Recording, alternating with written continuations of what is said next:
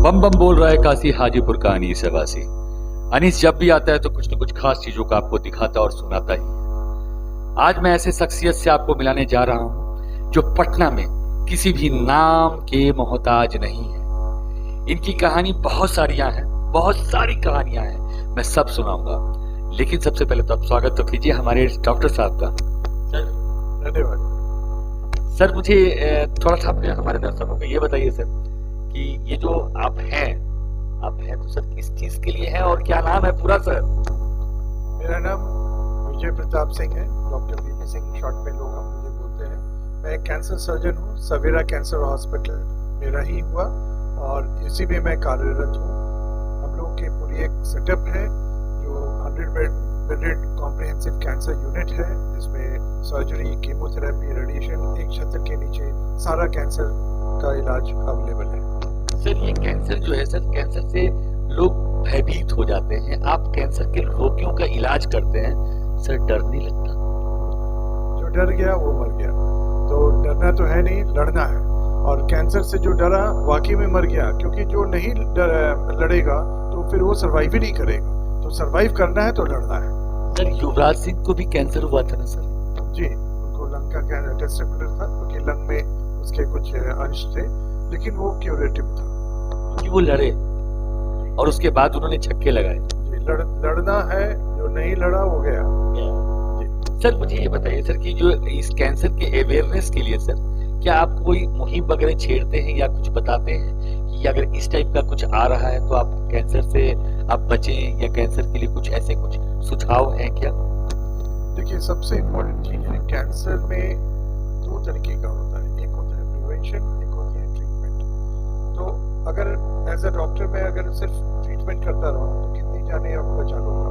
मैं सर्जन हूँ, एक दिन में 2-3 ऑपरेशन कर सकता हूँ, साल में 365 दिन है, मान लीजिए इन 2-3 टाइम्स कर लीजिए, 700 ऑपरेशन 800 ऑपरेशन कर लिया मैंने पूरे साल में। पूरे जिंदगी में कितना कर लूंगा, इतना मान लीजिए 50 साल तक भी काम कर लिया।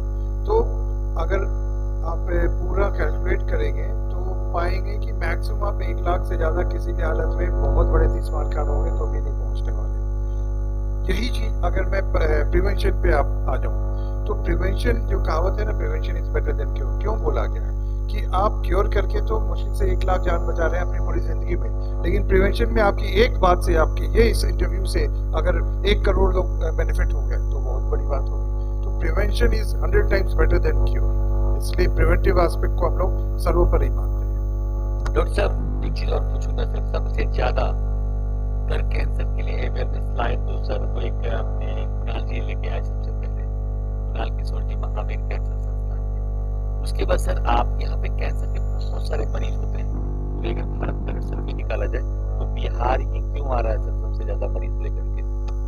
देखिए, बिहार जो है, अगर हम लोग इसका अनुपात देखें, प्रिवेंशन जो इंसिडेंस एंड प्रेवलेंस बोलते हैं, तो बिहार में करीब 7 से 8 लाख कैंसर के मरीज हैं, जबकि इंडियन सिनेरियो में वो होता है आपके 20-25 लाख कैंसर के पेशेंट्स होंगे। तो बिहार से इनिशियली तो 99% लोग बाहर चले जाते थे और वहीं इलाज कराते थे, लेकिन जैसे जैसे यहाँ पर सुविधा बढ़ी है, जैसे सवेरा कैंसर हो गया, महावीर कैंसर है, IKMS है, एम्स है, बहुत सारे और भी छोटे छोटे इंस्टीट्यूट आ गए हैं। तो इन सब के आने से असर ये आया है कि जो 99% उधर जा रहे थे, अब वो मोर देन 70% रिटेन हो गए हैं बिहार परिवेश में। तो बिहार में ही सब ट्रीटमेंट करा रहे हैं, और कुछ परसेंट 40% को आप रोक नहीं सकते क्योंकि बहुत एफ्लुएंट है, और कुछ के रिलेटिव्स दिल्ली में है, बॉम्बे में है, तो उनको लगता है कि वहाँ ट्रीटमेंट ज़्यादा आसान होगा, तो कुछ लोग वहाँ चले जाते हैं। लेकिन ये शिफ्ट, जो पैराडाइम शिफ्ट जो बोलते हैं, वो देखने को मिला है। सर अब कैंसर से थोड़ा अलग है,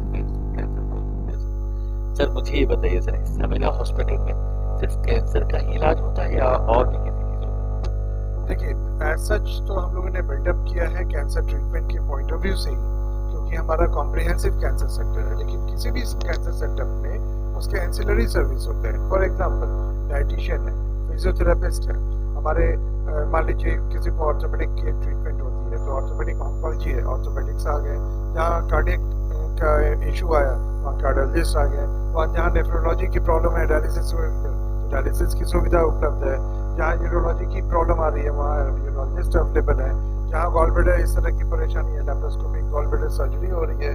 तो देखा जाए तो पूरा हॉराइजन ऑफ सर्जरी जो है, पूरा हॉराइजन ऑफ ट्रीटमेंट तो अवेलेबल है, लेकिन फोकस हमारा कैंसर और उसके मल्टी स्पेशलिटी की तरफ है। मान लीजिए कैंसर यूरोलॉजिकल कैंसर हो गया, तो यूरोलॉजिकल कैंसर जो है हमारी सुपर स्पेशलिटी कैटेगरी तो हम लोग यूरोलॉजिकल इसको हम लोग इसका तो इस तरह से अलग अलग क्षण में अलग अलग तरीके से रोल प्ले कर सकते हैं। सर एक पर्सनल सवाल पूछूं? सर मैडम भी सर डॉक्टर ही? जी, डॉक्टर गीतांजलि सिंह है, वो रेडिएशन ऑन्कोलॉजी में AIIMS all India institute of medical sciences Patna में रेडिएशन ऑन्कोलॉजी में विभाग अध्यक्ष है। सर एक प्रश्न और पूछना है आपको, प्रश्नों से हम थोड़ा सर बिहार के बारे में सर आप क्या रखते हैं सर अपना रुझान, क्योंकि आप बिहार को इतना दिनों से सेवा दे रहे हैं, आपके घर में बहुत सारे लोगों ने सेवा दिया है सर, आप एक नई पीढ़ी आए सर सेवा देने के लिए सर, क्या लगता है बिहार आपको कुछ दे पा रहा है सर? देखिए, एक समय तक आप लेते हैं और उसके बाद आप देते हैं, तो आपका समय जो हमारा समय जो है अब देने वाला आ चुका है। हमने बहुत लिया, समाज से बहुत कुछ लिया, बहुत कुछ सीखा, बहुत कुछ पाया, मॉनेटरीली, फिजिकली, फाइनेंशियली, जो भी कुछ अगर बोला जाए तो बहुत कुछ दिया मुझे स्टेट ने और हमारे मातृभूमि ने, लेकिन अब समय आ गया है देने का। और इसी कारण से हम लोगों ने अभी अपने इंस्टीट्यूट के साथ ये RS मेमोरियल कैंसर सोसाइटी बनाई है, जो कि समाज सेवा में ही कार्यरत है। कैंसर के जितने पेशेंट्स रहते हैं, डायग्नोस्टिक हमारी सर्विसेज हैं, वहाँ सब्सिडाइज रेट पे 30% 40% कई बार फ्री ट्रीटमेंट होता है, तो वो RS मेमोरियल कैंसर सोसाइटी की तरफ से आता है। अभी मैं रोटरी पटना मिड टाउन जो हमारा रोटरी का अध्यक्ष बन चुका हूँ, प्रेसिडेंट हूँ, वहाँ भी समाज सेवा दे रहा हूँ। तो आपको अलग अलग क्षण में अलग अलग कैटेगरी में अलग अलग रोल प्ले करना होता है।